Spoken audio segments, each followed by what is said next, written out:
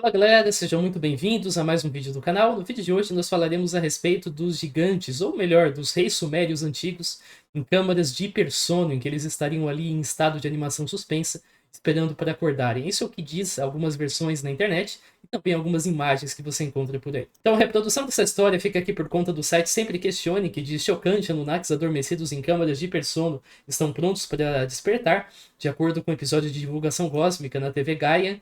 E o Corey Good faz algumas afirmações surpreendentes sobre gigantes adormecidos localizados em câmaras de hipersono escondidas em todo o mundo. E as imagens são essas aqui. Eu vou tocar aqui algumas para vocês que mostram esses gigantes. A primeira delas está nesse vídeo.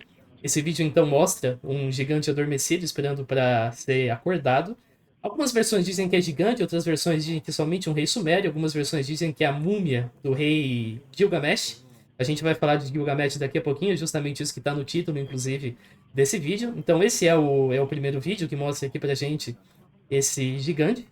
Outras versões somente dizem que é a múmia de Gilgamesh, a gente também vai avaliar essa afirmação no vídeo. E é basicamente isso que nós temos no primeiro caso. É basicamente essa imagem.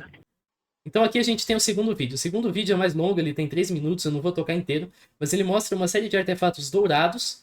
Esses artefatos a gente vai estudar mais adiante para ver do que eles se tratam, então ele dá zoom aqui na imagem da múmia ou do ser em estado de animação suspensa. Ele mostra um jornal também. Esse jornal é importante, a gente vai falar dele mais adiante. E aqui nós temos então as imagens da suposta múmia ou Anunnaki ou gigante, chame como quiser. Mas temos aqui então as imagens desse ser em estado de animação suspensa. Ele dá bastante ênfase nos elementos dourados que aparecem aqui ao lado do ser em questão. Então tá aqui a imagem do nosso segundo ser em estado de animação suspensa, que é divulgada na internet. Outra imagem que mostra uma versão mais azulada é exatamente a mesma. Essa imagem que aparece aqui na frente é exatamente o mesmo ser que aparece aqui, a mesma coroa, todos os mesmos detalhes que você já conhece. E aqui nós temos então a imagem de um jornal que foi colocado junto com a câmara mortuária dessa criatura. Esse não é um vídeo a respeito de Anunnaki. Anunnaki seria uma raça de alienígenas, da qual Gilgamesh é dito fazer parte em alguns círculos de conspiração. Eu já abordei esse tema extensivamente em 2 vídeos, lá em 2018. Um sobre Nibiru, um sobre Anunnaki, você pode assistir para entender. Esse também não é um vídeo sobre gigantes, que é uma raça de seres humanos de estatura elevada, da qual Gilgamesh é dito fazer parte em alguns círculos também. O tema já foi abordado de forma extensiva neste link aqui, é um vídeo até recente, no qual a gente discorre a respeito de gigantes. Resumidamente, quem é Gilgamesh? Os sumérios foram uma civilização que habitou a Mesopotâmia entre 5.550 e 1800 a.C., conhecida como a primeira civilização da história. A organização política suméria era baseada em cidades-estado, sendo que uma delas se chamava Uruk. A maioria dos historiadores concorda que Gilgamesh foi um rei de Uruk em algum momento entre 2800 e 2500 a.C., uma vez que algumas inscrições assim o mencionam. Eventualmente, a figura de Gilgamesh se tornou lendária através de poemas épicos e ele passou a ser adorado em múltiplas cidades-estado já em meados de 2350 a.C. Durante esse período, vários feitos épicos foram atribuídos a ele, provavelmente por uma aglutinação de fantasia com feitos de outras personalidades. A gente tem alguns textos que fazem menção a feitos épicos de Gilgamesh. No poema Gilgamesh, Enkidu e o Mundo Inferior, ele derrota uma serpente e uma árvore, a corta, transforma a madeira da árvore em um trono para Inanna. Inanna, em recompensa, forma um tambor e baquetas do Gilgamesh, mas ele os perde e Enkidu vai até o mundo inferior para recuperá-los, mas por desobedecer às leis do mundo inferior, ele fica preso ali para sempre. No poema Gilgamesh Yaga, conta-se sobre a revolta de Gilgamesh contra o rei de Kish, outra cidade-estado na Suméria. No poema Gilgamesh Huawa, o Gilgamesh e o Enkidu derrotam o monstro Huawa, um ogro, guardando uma floresta. Em Gilgamesh, o touro do céu, Gilgamesh e Enkidu derrotam o touro do céu, uma besta enviada por Inanna para atacá-los. E a gente tem a famosa epopeia de Gilgamesh, um poema épico composto em meados de 1800 a.C., que conta-se como Gilgamesh e Enkidu, um homem selvagem criado pelos deuses para derrotá-lo, se tornam amigos. Juntos eles derrotam Huawa na floresta e também o touro do céu. Então tem trechos aqui dos outros poemas que a gente conhece. E nesse processo, Enkidu insulta os deuses e é punido com uma doença letal. Isso faz com que o Gilgamesh realize uma longa jornada para descobrir os segredos da vida eterna, mas descobre que isso nunca pode ser encontrado. Em A Morte de Gilgamesh, conta-se que Gilgamesh foi enterrado abaixo do rio Eufrates e foi desviado temporariamente para esse feito, mas esse trecho é muito similar à morte do Enkidu, na epopeia de Gilgamesh. E a tumba de Gilgamesh, ela foi achada em 2003. Um artigo que você encontra nesse link aqui, de 29 de abril de 2003, menciona que acredita-se que a tumba de Gilgamesh foi encontrada. Esse artigo traz uma entrevista com o arqueólogo alemão João Fassbinder. Segundo ele, através de um estudo de magnetização do solo que permite observar o subterrâneo, um complexo de estruturas foi descoberto nas proximidades da antiga cidade de Uruk, uma região antigamente inundada. Trata-se de uma cidade com casas e jardins, além de uma estrutura que pode ser interpretada como sendo uma tumba. O Jorge cita a semelhança dessas estruturas com o citado no poema épico, mas é importante lembrar que o poema foi escrito séculos depois da morte do Gilgamesh e descreve qualquer tipo de habitação suméria. Além disso, o próprio arqueólogo disse, em outra matéria da ABC, em meados de 2003, que eles não encontraram a tumba e que podia ser apenas especular que a estrutura era uma tumba, que essa tumba era de Gilgamesh, o que seria muito bom para ser verdade, nas palavras do próprio arqueólogo. Outro arqueólogo entrevistado disse que essa alegação era pura especulação e que a estrutura poderia datar muito bem de 1000 a.C. É que essa alegação é semelhante a dizer que a tumba do rei Arthur foi localizada, especialmente porque a gente sequer sabe onde o rio Eufrates corria naquela época. O rio Eufrates inundava, secava, mudava de direção, então a gente não sabe em qual posição o rio Eufrates estava há milênios atrás.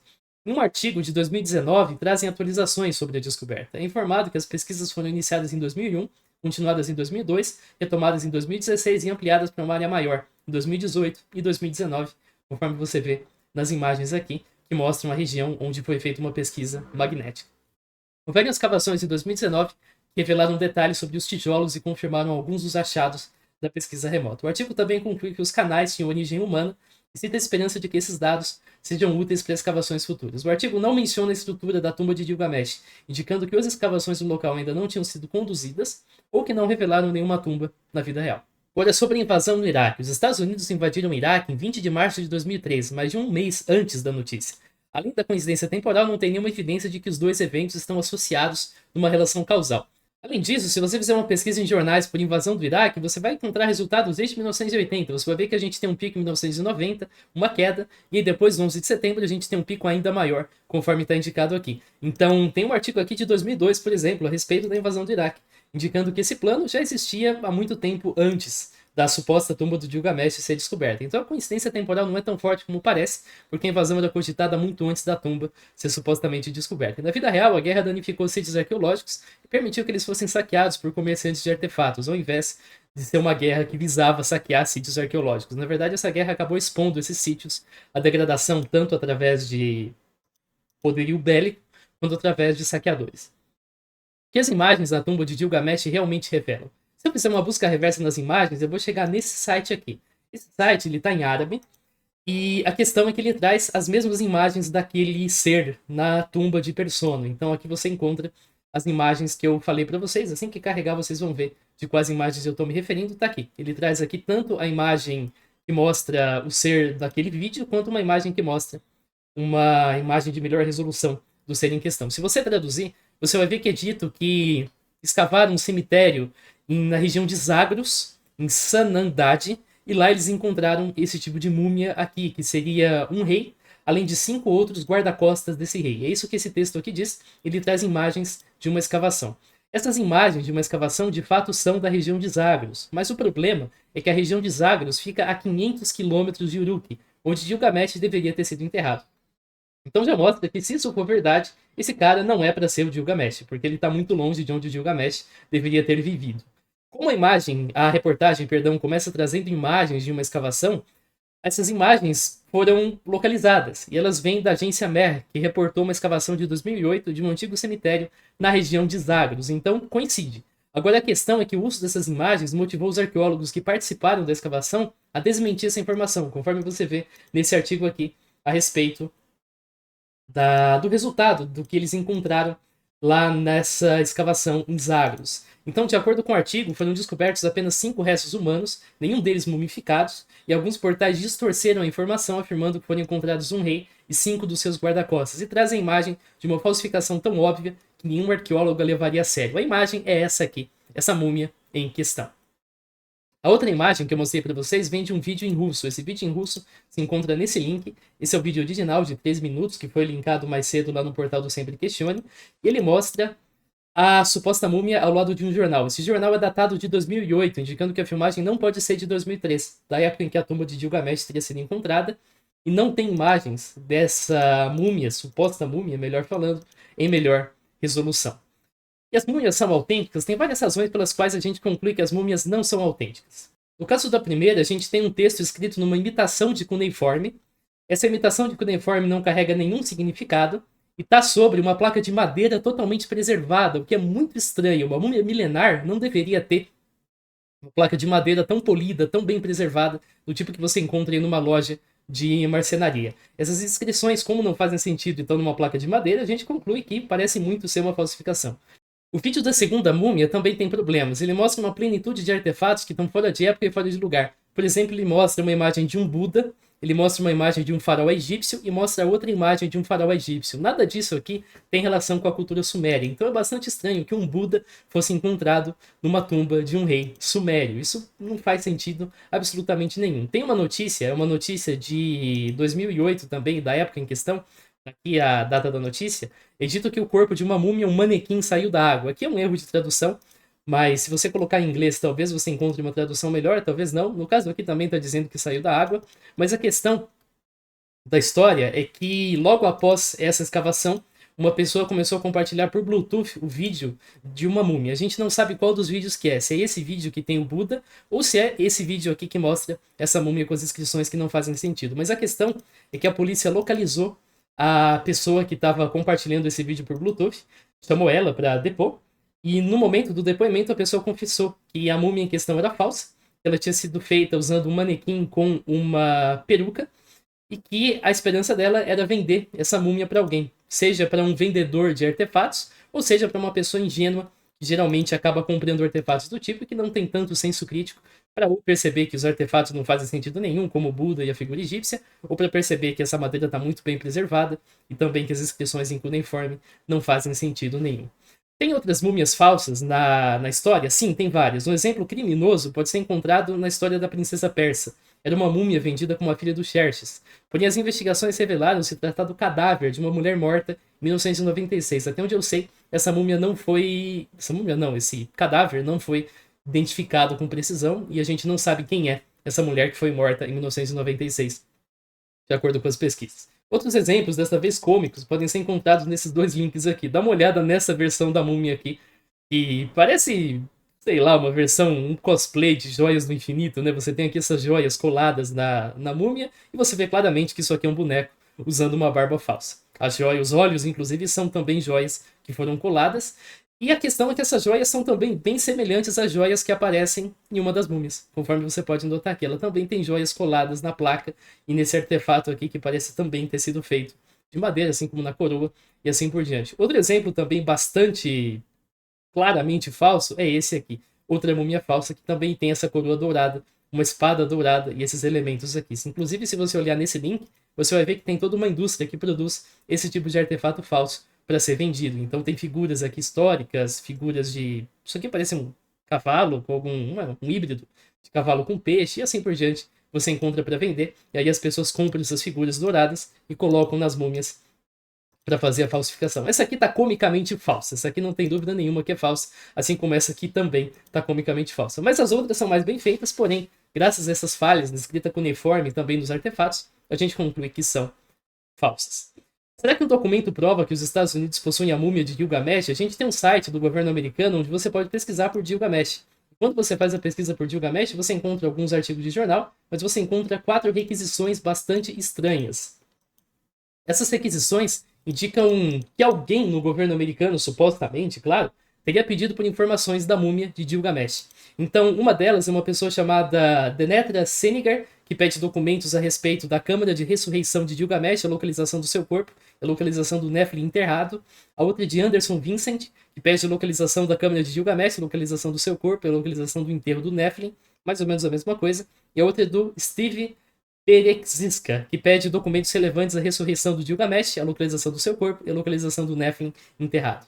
É dito também que a Hillary Clinton fez esses documentos aqui, pediu por essas informações, mas nenhuma desses documentos aqui menciona Hillary Clinton em momento algum. É provável que a pessoa pesquisando pela Hillary Clinton estava localizando os e-mails da Hillary Clinton e por acaso fez a pesquisa errada, pesquisando por Nephilim e Hillary Clinton, ao invés de pesquisar somente por Nephilim na coleção Hillary Clinton. Quando você pesquisa por Nephilim na coleção Hillary Clinton, você não encontra absolutamente nada. conforme você pode perceber aqui. Não tem nenhum resultado relevante. Mas quando você pesquisa por resultados que tenham tanto Nephilim quanto Hillary Clinton, aí vai aparecer, porque esses documentos são enormes, conforme você pode perceber. Eles têm várias e várias páginas. E aí, eventualmente, aqui aparece tanto a palavra Nephilim, como aparece nesse caso aqui, quanto a palavra Clinton vai aparecer no meio das 205 páginas desse arquivo. E foi assim que surgiu a suposta associação da Hillary Clinton. Mas o que exatamente são essas requisições aqui? O que exatamente significam esses documentos em um site oficial do governo americano?